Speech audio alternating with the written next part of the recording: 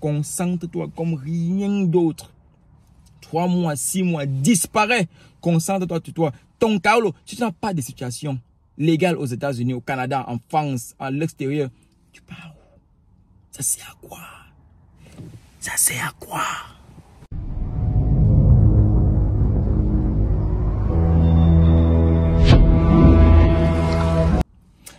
Et donc, ça, c'est notre troisième partie de notre vidéo. Ok, de notre série de vidéos. Si tu vois cette vidéo, j'espère que tu as déjà vu la deuxième partie. J'espère que tu as vu la première partie. La deuxième partie où on a parlé des priorités, on a parlé encore, nous sommes sur une série de vidéos qui nous donne les détails sur ou alors les choses à éviter quand on vient d'arriver en Europe, au Canada, aux États-Unis, à Dubaï, au Japon, en Chine, en Corée, partout dans le monde. Quand tu sors de ton pays là, voici les choses que tu dois éviter de faire. Éviter de faire. Are you ready? Let's go. Je suis Sergio, je suis le petit voyageur. Je suis aujourd'hui l'US Keto.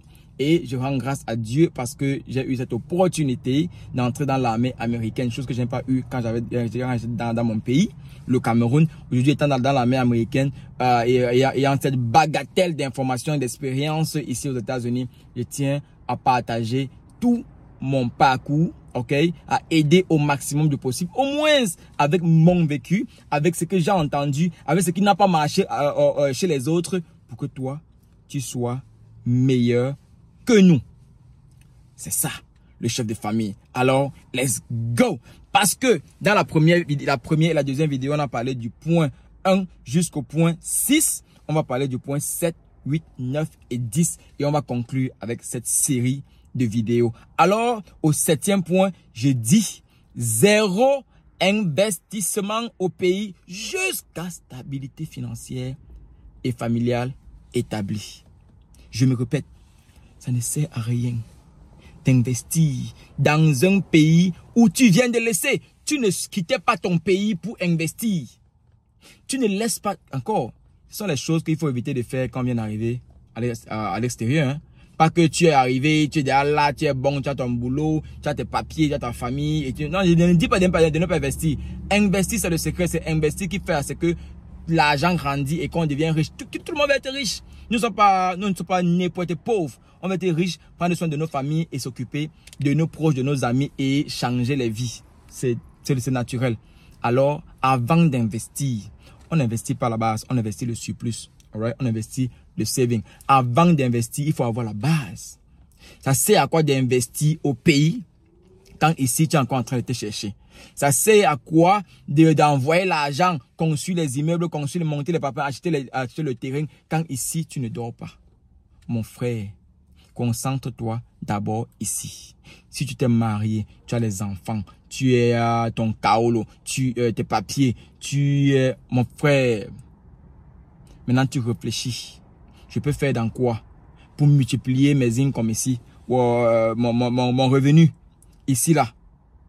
Dans le pays ici, je peux faire dans quoi? C'est acheter les voitures, revendre, c'est acheter les appareils électroniques, revendre, c'est je peux faire dans quoi? Dans la logistique, dans le commerce, je peux faire dans quoi qui va me permettre de multiplier mes entrées financières.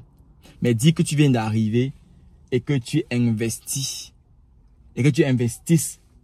déjà un argent que tu ne seras même pas là à contrôler. Mon frère, c'est le NDEM. Tu risques de regretter. Ça dépend des gens avec qui tu es. Ça dépend de ceux-là qui t'entourent. Ça dépend de ceux-là qui t'accompagnent. Mais l'investissement dans le pays, ça ne court pas, ça ne fuit pas. Les opportunités ne finissent pas. Détrompe-toi. Oh, l'opportunité, c'est là, c'est chaud, bango. Je dois saisir cela, je dois. Non, mon frère, il y a toujours des opportunités. Les gens ont toujours les problèmes. Il y aura toujours les cas où tu vas investir, tu vas faire. C'est chaque temps, il y en aura. Ne cours pas à te précipiter tant que ta stabilité financière et tes dépenses courantes ne sont pas déjà à terre. Tu dois pouvoir manger, tu dois pouvoir payer tes factures, tu dois pouvoir avoir tes économies et le surplus, on réfléchit investissement. Ok? L'histoire de Benguis National, pendant ça sur le côté, l'histoire de, mais encore, urgence oblige. Je le dis toujours. Au 8e point, les multiples voyages au pays. Chaque année, tu pars au pays. Chaque année, tu pars au pays même 2 fois, 3 fois. On te connaît au pays comme si tu vivais au pays. Mon frère, tu pars chercher quoi dans un pays que tu viens de quitter ton pays. Tu arrives aux États-Unis, tu fais quoi là-bas? Tu as fait 10 ans, 20 ans, 30 ans dans un pays. À peine tu arrives à l'extérieur, tu es déjà en train de rentrer là-bas. Pour faire quoi? Qui va changer? Qu'est-ce qui a changé? Si ce n'est pas qu'il y a un deuil, il y a un problème, tu dois être là. Tu pars encore chercher quoi dans le pays que tu viens de laisser? Le billet d'avion, États-Unis, Cameroun, que je connais, c'est autour de $1000, $1500. Aller-retour, autour de $2000. En moyenne, $1500 en moyenne. Alors pose-toi les bonnes questions. Une fois, 2 fois chaque année, tu es autour de $3000. Ça c'est seul, hein. Si tu dois partir avec la famille, et tu n'aimes pas que tu ne dépenses pas, tu es benguis, non? Tu arrives, tu as des contraintes, tu as des obligations, tu as. Mon frère, une fois, 2 fois au pays, c'est même pas recommandé. Quand tu viens d'arriver aux États-Unis, au Canada, prends le temps de travailler sur toi. Ce sont les erreurs que nous avons commises. À voyager à gauche, à sauter à gauche, à droite, à faire. Et après dire que, hey, c'était vraiment nécessaire. J'ai grandi avec Yannick, j'ai grandi avec Charlie. À peine 3 mois, j'étais séparé, je vais dire le voir. Je vois que c'est toi, tu es manga. C'est quoi, c'est ça les ambiances de quoi qu'ils ne vont pas attendre. Tu as des problèmes, j'ai des problèmes. Gérons d'abord nos problèmes et quand on sera même fiers de se retrouver après 1 an, après 2 ans, après 3 ans, après 5 ans. Oui, on sera fiers. Donc, prenons la peine de travailler sur nous. Le voyage là, ça va venir. Une fois, 2 fois, tu fais quoi? Au 9e point, l'erreur que nous avons commise, c'est de ne pas avoir fait la tontine. Je ne sais pas comment on appelle ça dans ton pays, mais au Cameroun, on appelle ça la tontine. Se mettre ensemble avec un groupe de personnes, contribuer $100, $500, $1000 et à la fin, pouvoir avoir une grande somme d'argent. C'est important de faire la tontine, de se rassembler et pouvoir, voilà, soit cette tontine là ou alors ce regroupement d'argent, okay?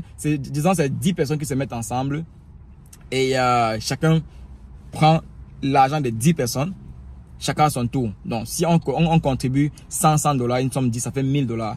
Donc toi tu prends $1000 cette fois-ci là, le mois prochain on contribue, l'autre prend $1000 et à mon tour je prends les $1000. Oui, vous allez dire que mais tu contribues l'argent que tu as donné ou alors on te rembourse seulement l'argent que tu as dépensé. Oui, mais crois-moi, quand tu es le premier à bouffer, tu donnes $100, on te donne $1000, tu prends l'argent, tu peux investir avec, tu prends l'argent là, tu peux gérer tes problèmes avec. Et je ne pas seulement des $100. Imagine que tu fais une tontine. Chez nous, comme on appelle la tontine, une tontine de $1000 et que tu te mets avec 10 personnes. Tu es le premier à bouffer, tu bouffes $10,000.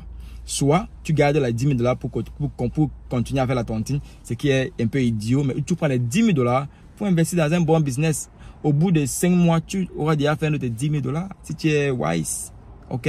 Donc la tontine te permet d'investir et de faire des grandes choses quand tu n'as pas les moyens de le faire de toi-même. Et il y a des tontines où ce n'est pas l'argent qu'on prend, mais c'est le recoupement d'argent pour faire un projet. Ça dépend de la tontine, ça dépend du retour ou du résultat attendu dans cette tontine. Ça, c'était le 9e point des choses à ne pas commettre, à ne pas faire quand tu viens d'arriver dans ce pays. La 10e chose que je vais mentionner ici, prête bien attention. Ok, moi c'est Sergio, c'est le petit voyageur, c'est le Ketu, US Ketu ici aux États-Unis. Je te dis merci d'avoir écouté cette vidéo, merci d'avoir suivi, merci de liker et de partager. En 10e point, je te demanderai de déposer en commentaire, j'espère que tu as liké, dépose en commentaire quelle est l'erreur capitale, l'erreur fatale, l'erreur, le total que tu as commise depuis que tu arrives, que tu es ici à l'extérieur, au Canada, aux États-Unis, en France, en Belgique, en Allemagne, en Chine, au Japon, partout où tu vois cette vidéo. Je sais que tu vois ma vidéo, que tu vois mes vidéos, je sais. Alors je t'invite maintenant à intervenir avec moi. Quelle est cette erreur capitale que tu as commise depuis que tu es là? Dépose en commentaire et je vais lire tous les commentaires et on va en discuter. Ok, je vais prendre les commentaires, je vais à venir faire les vidéos là-dessus. On va discuter. C'est pour aider les autres. Ok, donc tes erreurs sont des leçons pour ceux qui sont derrière nous. En dehors de ça, si toi tu n'as pas encore quitté le pays, si tu es encore au pays, quelle est cette erreur que tu sais que tu ne vas même pas commettre? Je n'ai pas parlé de la femme blanche. Hein? De la première, deuxième, jusqu'à la 3e vidéo, je n'ai pas parlé de la femme blanche. J'ai parlé rien que de l'enfant. À quel niveau Quand tu vois la première vidéo, tu comprendras mieux. Donc du coup, quelle est cette erreur que tu ne commettras pas une fois que tu seras ici à l'extérieur, hors du pays? Sur ce, je te dis excellemment merci. Je te dis excellemment de passer une très bonne semaine, une très bonne journée, une très bonne soirée. Et je te supplierai, demanderai s'il te plaît, like la vidéo, poste tes avis en commentaire une fois de plus. Ce sont mes avis personnels. Je ne tiens pas à offenser quelqu'un. Je ne tiens pas à heurter la sensibilité de quelqu'un. Je donne mes avis, mes positions et j'échange avec vous en commentaire. Sur ce, portons-nous bien. Moi, c'est Jo, le petit voyageur, le Ketou. À ces jours, à très bientôt.